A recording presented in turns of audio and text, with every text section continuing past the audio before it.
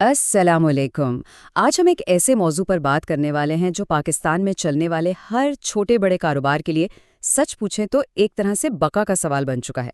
ये मौजू है आईटी रिस्क मैनेजमेंट। आइए जरा आसान जबान में से समझने की कोशिश करते हैं। तो सबसे पहले एक सवाल, जरा सोचिए, किसी भी पाकिस्तानी कारोबार का सबसे बड़ा दुश्मन कौन हो सकता है? क्या वो कोई दूसरी कंपनी है जो आपसे मुकाबला कर रही है, या मार्केट का उतार चढ़ाव? नहीं, हकीकत ये है कि सबसे बड़ा खतरा अक्सर वो होता है जो हमें नज़र ही नहीं आता। आज की डिजिटल दुनिया में ये अनदेखे डिजिटल खतरात हैं जो किसी भी लम्हे आपके कारोबार की जड़ें हिला सकते हैं। और यहीं से हमारे पहले हिस्से की शुरुआत होती है। देखें, पाकिस्तान के लिए डिजिटल रिस्क अब कोई कहानी नहीं है, बल्कि ये एक ठोस रोज़मर्रा की हकीकत बन चुका है। तो ये रिस्क आखिर है क्या भला?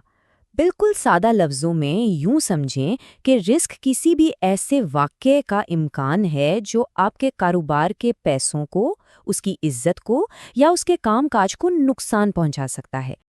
अब पाकिस्तान के हवाले से इसका क्या मतलब है? इसका मतलब है कि ईद की सबसे बड़ी सेल लगी है और आपकी वेबसाइट बैठ गई, या फिर लोड शेडिंग की वजह से आपकी फैक्ट्री का काम ही रुक गया। ये वो हकीकी नुकसानात हैं जिनका सामना हम सबको करना पड़ता है। तो सवाल ये है कि इन खतरात से निपटने का तरीका क्या है? इसका हल एक मुनज़्ज़म मंसूबे में है, जिसे कहते हैं आईटी रिस्क मैनेजमेंट। ये आप कह लें कि एक 4 कदमों वाला सेफ्टी प्लान है। इसके 4 सीधे सादे मराहिल हैं। पहला है रिस्क आइडेंटिफिकेशन, यानी ये पहचानना कि खतरा है क्या। दूसरा है रिस्क असेसमेंट, यानी ये अंदाज़ा लगाना कि नुकसान कितना बड़ा हो सकता है। तीसरा रिस्क मिटिगेशन, मतलब उससे बचाव की हिकमत अमली बनाना। और चौथा मॉनिटरिंग एंड रिव्यू, यानी हर चीज़ पर मुसलसल नज़र रखना। अच्छा, तो ये मंसूबा काम कैसे करता है? इसके लिए सबसे पहले अपने दुश्मन को पहचानना ज़रूरी है। और यही हमारे तीसरे हिस्से का मौजू है, वो कौन से आम आईटी खतरात हैं जिनका हमें सामना है। खतरात की पहली किस्म है फिजिकल आईटी रिस्क्स। ये वो खतरे हैं जो आपकी ठोस चीज़ों को, आपके हार्डवेयर को, आपके सर्वर्स, डेटा सेंटर्स और बिजली के निज़ाम को निशाना बनाते हैं। और पाकिस्तान में तो इसकी मिसालें भरी पड़ी हैं।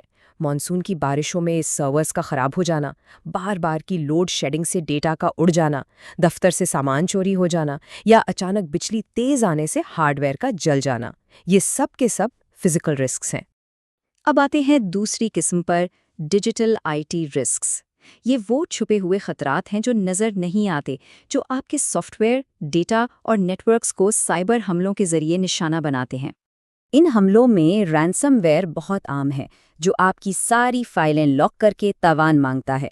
फिशिंग ईमेल्स जो आपके बैंक की तफसीलात चुरा लेती हैं, या फिर डीडॉस हमले जो आपकी वेबसाइट को ज़बरदस्ती बंद करवा देते हैं। ये सब बहुत तबाहकुन हो सकते हैं। और तीसरी किस्म, जो अक्सर सबसे गैर मुतवक्के होती हैं, वो है ह्यूमन आईटी रिस्क्स। ये वो खतरात हैं जो हम इंसानों की वजह से पैदा होते हैं, चाहे वो कोई अनजाने में हुई गलती हो, लापरवाही हो या किसी की बदनीयती। अच्छा जी, तो हमने मसाइल की निशानदही तो कर ली, अब वक्त है इनके हल की तरफ बढ़ने का।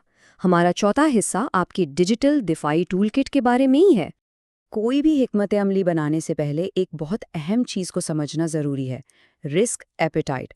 इसका सीधा मतलब है कि कोई भी कारोबार कितना नुकसान बर्दाश्त करने को तैयार है। ये कोई हवा में किया गया फैसला नहीं होना चाहिए, बल्कि एक सोचा समझा, हिसाब किताब वाला फैसला होना चाहिए। मिसाल के तौर पर, अगर एक मुमकिना नुकसान 25 मिलियन रुपए का है, लेकिन कंपनी की रिस्क एपेटाइट सिर्फ 10 मिलियन रुपए बर्दाश्त करने की है, तो इसका साफ मतलब है कि फौरन एक्शन लेने की ज़रूरत है। ये नंबर्स आपको फैसला करने में मदद देते हैं। यहाँ 4 बुनियादी हिकमत अमलियाँ हैं। पहली है रिड्यूस, यानी खतरे को कम करना, जैसे लोड शेडिंग से बचने के लिए यूपीएस लगा लेना।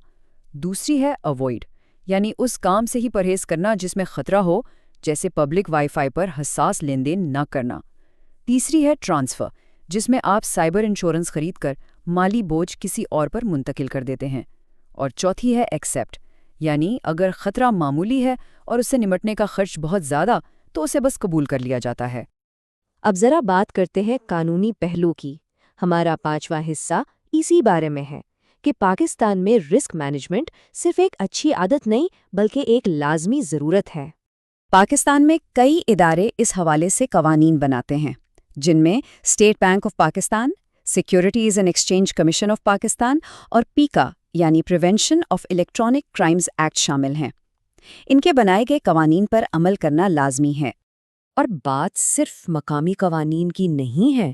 FATF جیسے بین الاقوامی معیارات پر عمل نہ کرنے کے ملک کی معیشت پر بہت سنگین نتائج ہو سکتے ہیں، تو یہ ایک قومی سطح کا معاملہ بھی ہے۔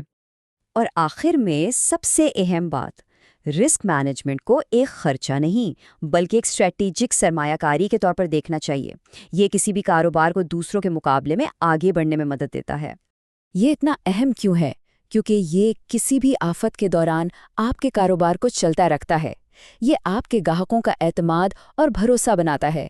یہ آپ کو AI جیسی نئی ٹیکنالوجی کو محفوظ طریقے سے اپنانے میں مدد دیتا ہے اور آپ کے کاروبار کی ایک مضبوط ساخت بناتا ہے۔ مارک زکربرگ کا ایک بہت مشہور قول ہے، سب سے بڑا رسک کوئی رسک نہ لینا ہے۔ ایک ایسی دنیا میں جو بہت تیزی سے بدل رہی ہے، واحد حکمت عملی جس کی ناکامی یقینی ہے، وہ رسک نہ لینا ہے۔ اس کا مطلب یہ ہے کہ مقصد خطرات سے بھاگنا نہیں بلکہ انہیں سمجھداری سے سنبھالنا ہے۔ تو آخر میں یہ سوال اپنے آپ سے ضرور کیجیے گا، کیا آپ کا کاروبار خود اپنے خطرات کو سنبھال رہا ہے یا پھر خطرات خاموشی سے آپ کے کاروبار کو چلا رہے ہیں؟ فیصلہ آپ کا ہے۔